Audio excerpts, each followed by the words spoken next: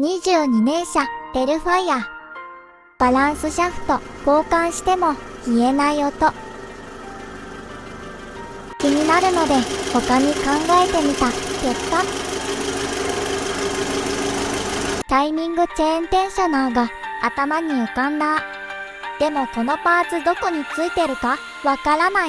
エンジン外部からアクセスできるのか、下ろさないとできないのか。調子は悪くない。でも、音が気になる。